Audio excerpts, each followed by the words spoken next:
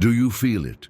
That subtle, almost imperceptible crack spreading slowly through the core of your being. It's the echo of every yes that should have been a no. The residue of every forced smile while your soul yearned for rest. The air you breathe, saturated with others' expectations, no longer feels like your own. Kindness, that lauded virtue, that light supposedly guiding the steps of the righteous, has become, in your hands, an invisible chain, tethering you to a destiny that isn't yours. To be good. Oh, to be good. But at what cost? Who benefits from this goodness that tears you apart inside, that exhausts your essence, that prevents you from breathing in your own skin?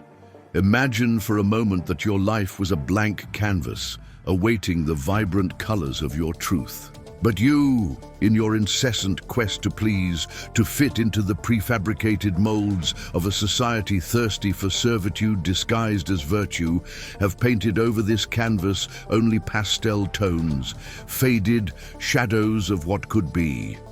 Each brushstroke is a piece of yourself that vanishes, a renunciation, a small daily suicide, and the soul, hungry for authenticity, for screaming its own song, withdraws, walled in by bricks of sacrifice and self-deception.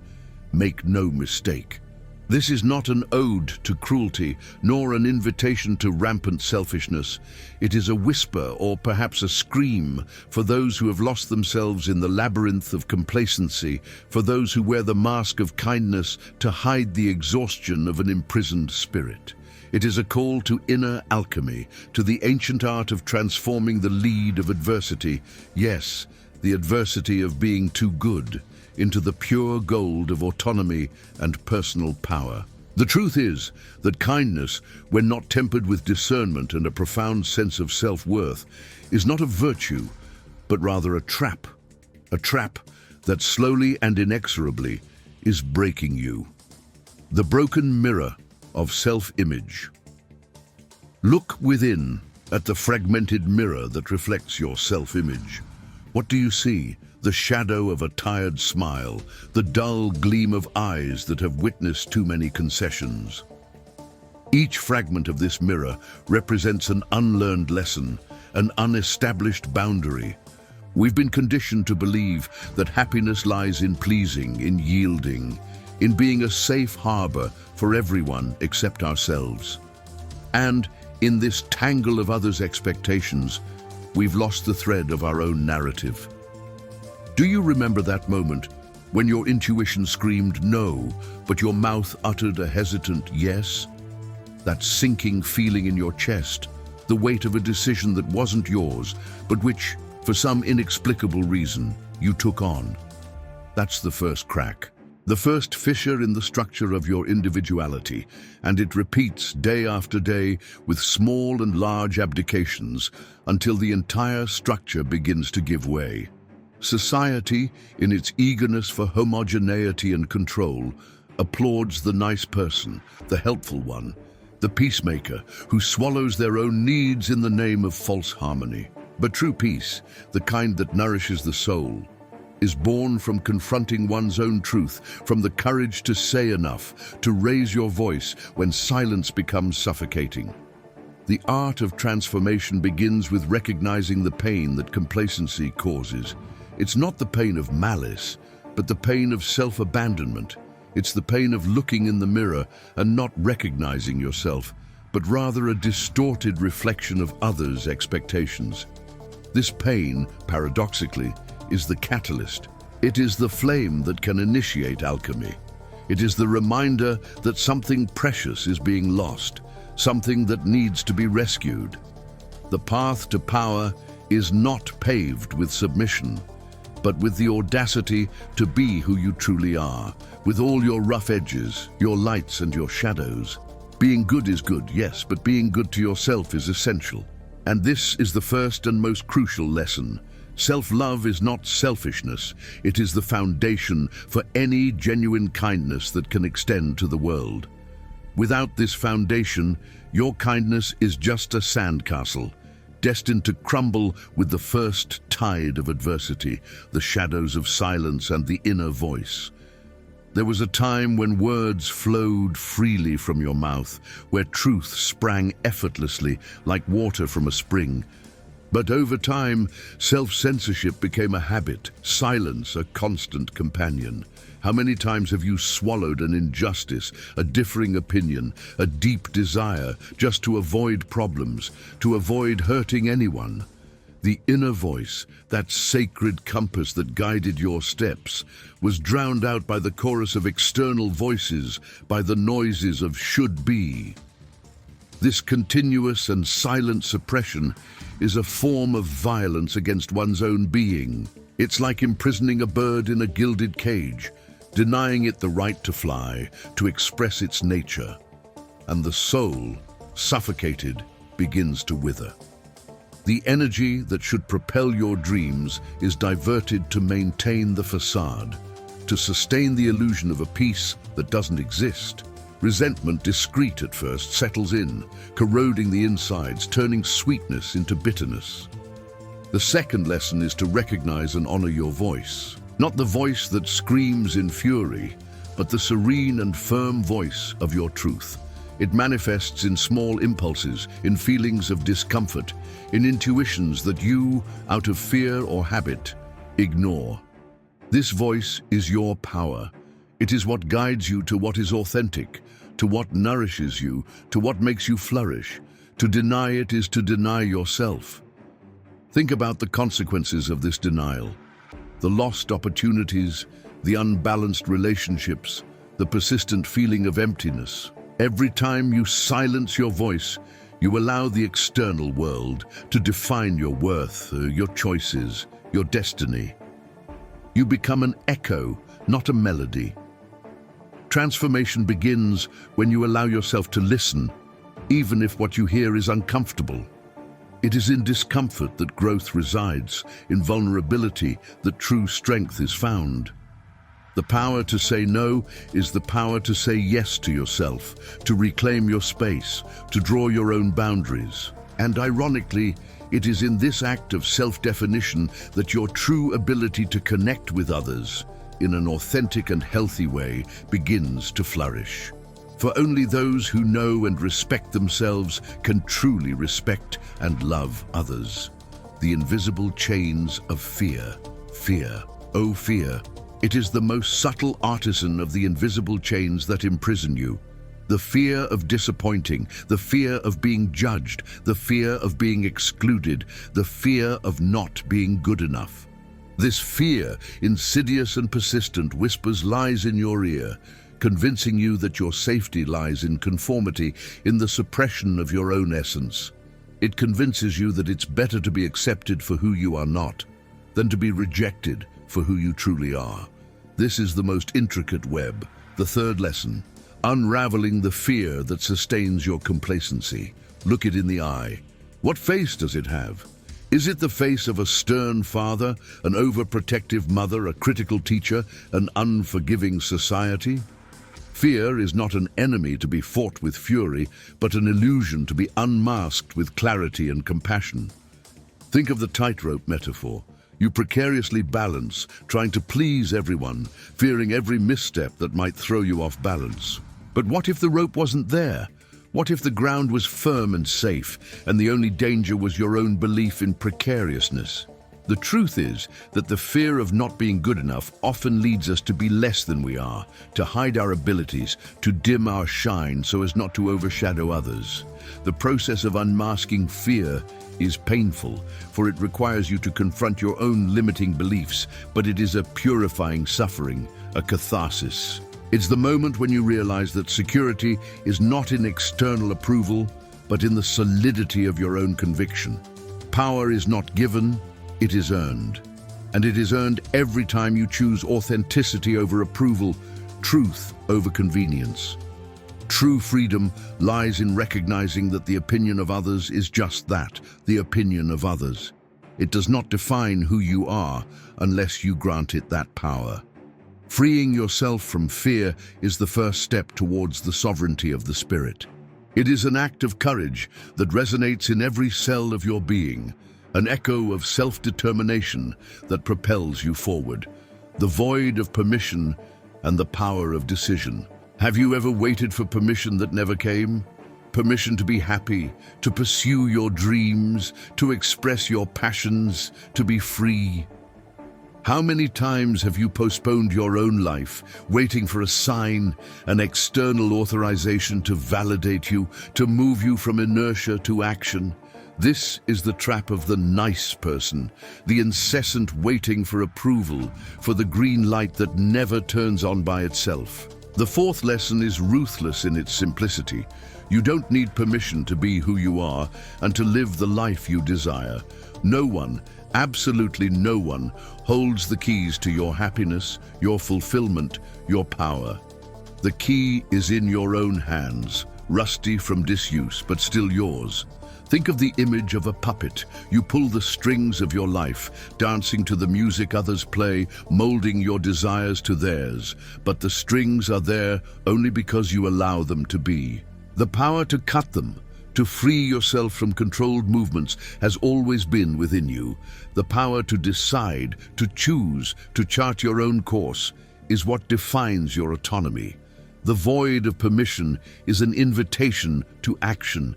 It is a silent scream that demands you take ownership of your decision-making ability.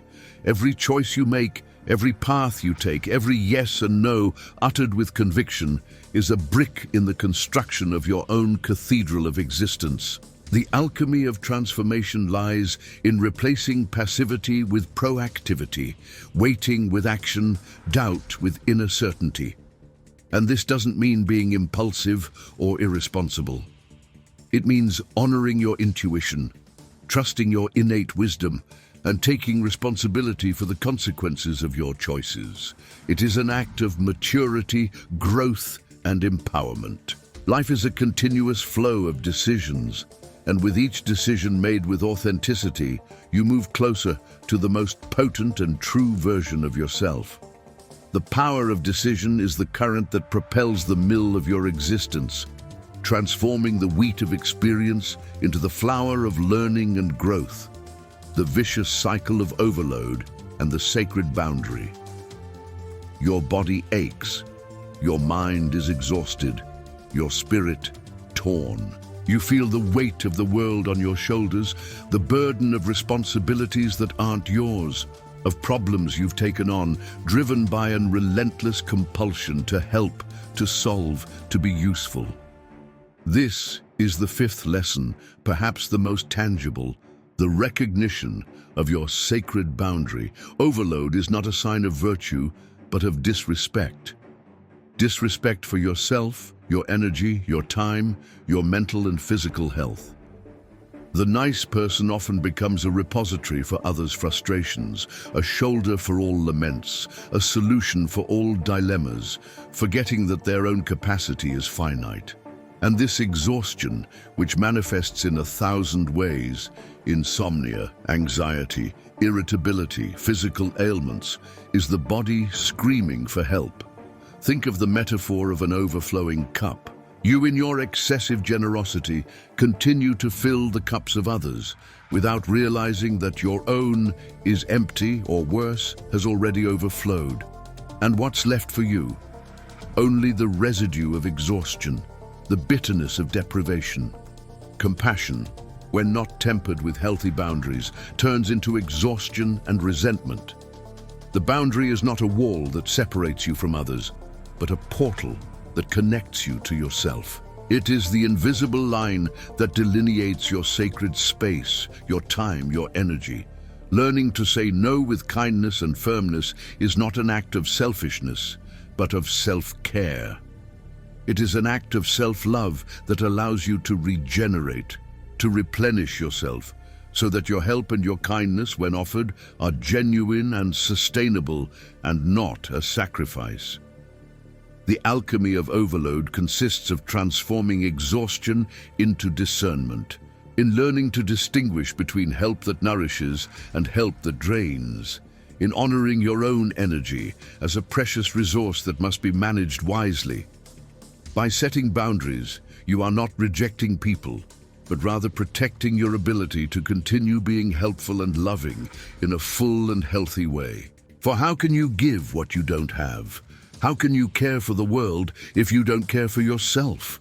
The lesson of the boundary is the lesson of the sustainability of being, the basis for a kindness that is both expansive and self-protected, the dance of authenticity and the risk of being real. The masks fall one by one on the stage of your existence, the mask of perfection, of omniscience, of eternal availability. And behind them emerges the imperfect, vulnerable human being you always were, but dared to hide. This is the sixth lesson, the most frightening and liberating, the dance of authenticity and the risk of being real. We live in a world that, ironically, celebrates individuality, but often punishes authenticity. We are conditioned to fit into boxes, to follow predefined scripts, to hide our flaws, our fears, our rawest truths. And the nice person, in their eagerness for approval, becomes the master of dissimulation, the guardian of a secret, the secret of who they really are. Think of the freedom of a child. They laugh when they feel joy, cry when they feel sadness, express their opinions unfiltered without fear of judgment. They are authentically themselves. But over time, this spontaneity is suffocated by social rules, by don't do that, don't say that, be polite, be kind. And the mask forms layer by layer until the original face becomes unrecognizable. The risk of being real is the risk of vulnerability. It is the risk of being misunderstood, of being rejected, of being criticized. But it is also the risk of true connection, genuine intimacy, unconditional love. Because only when you allow yourself to be seen in your totality, with your lights and your shadows, can people truly connect with you, and not with the image you project. The alchemy of authenticity transforms the fear of judgment into the courage to be. It transforms perceived fragility into intrinsic strength. It is an act of rebellion against conformity, a hymn to singularity. By embracing your authenticity, you not only free yourself, but also inspire others to do the same. You become a beacon, a reminder that true beauty lies in imperfection, in the honesty of being. And paradoxically, it is when you allow yourself to be real that you become truly powerful. For the most lasting power does not come from perfection, but from the courage to be who you truly are, without filters, without masks, without regrets. Self-forgiveness and the liberation from guilt. Guilt. That persistent shadow that haunts the nice people, the guilt for not having done more, for having failed, for having disappointed, for having, at some point, dared to put yourself first. This guilt, like a parasite, drains your energy, distorts your perception, traps you in an endless cycle of self-reproach and sacrifice. It is the seventh lesson, and perhaps the most painful: self-forgiveness and the liberation from guilt. We've been taught that guilt is a sign of conscience, of responsibility, but often it becomes a tool of self-flagellation, a shackle that prevents growth and evolution. The nice person blames themselves for everything, even for what's beyond their control, taking on a burden that doesn't belong to them, perpetuating a cycle of unnecessary suffering. Think of the anchor metaphor. Guilt is the anchor that prevents you from sailing towards new horizons, from exploring new possibilities, from freeing yourself from the weight of the past. It keeps you stuck in a place of regret, remorse, pain. But the vessel is ready to set sail. The wind is favorable. All that's left is to hoist the anchor. The process of forgiving yourself is not an act of absolution for irresponsibility, but an act of compassion and liberation. It is recognizing that you did the best you could with the tools and knowledge you had at that moment. It is understanding that to err is human, and that learning lies in the ability to get back up, to move forward, to transform from experiences and not to sink into them. The alchemy of guilt consists of transforming it into wisdom, in using past experiences not as a whip to punish yourself, but as a guide for the future. in recognizing that true responsibility lies in learning from mistakes and acting differently, and not in clinging to them. By forgiving yourself, you are not denying the pain, but rather freeing yourself from it, allowing yourself to heal and move forward. And it is in this act of self-compassion that immense power resides, the ability to break vicious cycles, to rise from the ashes of your own failures, stronger, wiser, and freer. The freedom of the spirit lies in forgiveness, and the most important forgiveness is the one you grant yourself, the strength of vulnerability and the wisdom of imperfection. And finally, we arrive at the eighth and deepest lesson, the strength of vulnerability and the wisdom of imperfection. Paradoxically, the nice person tries to be perfect, invulnerable, always strong, always right. But it is in imperfection, in the cracks of the soul, that light enters. It is in vulnerability that true humanity is revealed, the ability to connect, to love, to be loved in its totality. We've been conditioned to see vulnerability as weakness, a sign of failure, something to be hidden at all costs. But true strength lies not in the absence of vulnerability, but in the courage to embrace it, to expose your heart, to allow the world to see your wounds, your scars, your rawest truths. Think of the river metaphor. A river is not strong because it is rigid and immutable. It is strong because it is malleable, because it adapts to the terrain, because it flows around obstacles, because it flows, even in the face of adversity. Vulnerability is this malleability, this ability to bend without breaking, to adapt without losing its essence. The alchemy of imperfection transforms shame into acceptance, fear into courage, perceived fragility into resilience. It is a process of detachment from the need for control, from the illusion of perfection, from the tyranny of should be. It is a loving embrace of your own humanity with all its complexities and contradictions. By accepting your imperfection, you become invincible, for there is nothing to lose, nothing to hide.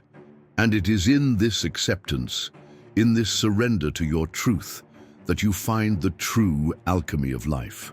Transforming adversity into growth.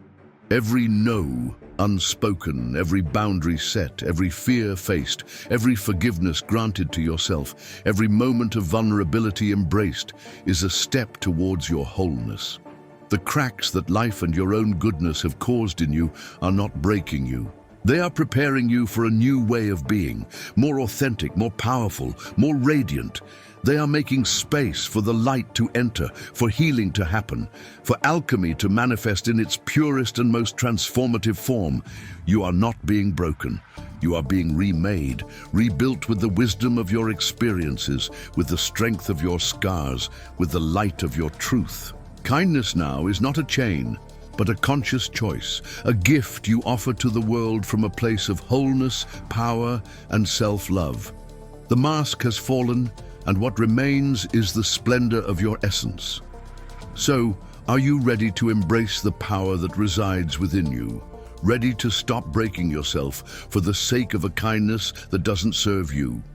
What will you do now with the light these cracks allow in?